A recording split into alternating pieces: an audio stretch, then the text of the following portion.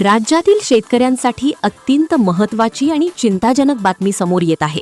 राज्य शासनाने अर्थसंकल्पीय अधिवेशनात मोठी घोषणा करत पुण्यश्लोक अहिल्यादेवी होळकर कर्जमाफी योजना जाहीर केली होती। या योजनेअंतर्गत 30 सप्टेंबर 2025 पर्यंत थकीत असलेल्या शेतकऱ्यांना 2 लाख रुपयांपर्यंत कर्जमाफी देण्याचे आश्वासन देण्यात आले होते। मात्र आता खरीप हंगाम अगदी तोंडावर येऊन ठेपला असतानाही या योजनेचे स्पष्ट निकष अजूनही जाहीर झालेले नाहीत। त्यामुळे कर्जमाफीची अंमलबजावणी रखडल्याचे चित्र दिसत आहे। यामुळे राज्यातील हजारो शेतकरी सध्या मोठ्या संभ्रमात सापडले आहेत।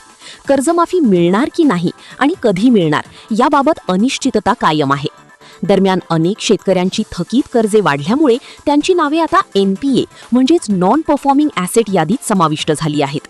याचा थेट परिणाम म्हणजे अशा शेतकऱ्यांना नव्याने पीक कर्ज मिळणे जवळपास अशक्य झाले आहे। आणि याच कारणामुळे खरीप हंगामासाठी लागणारे बियाणे, खत, औषधे यासाठी आवश्यक असलेले भांडवल उभारणे शेतकऱ्यांसाठी अत्यंत कठीण बनले आहे।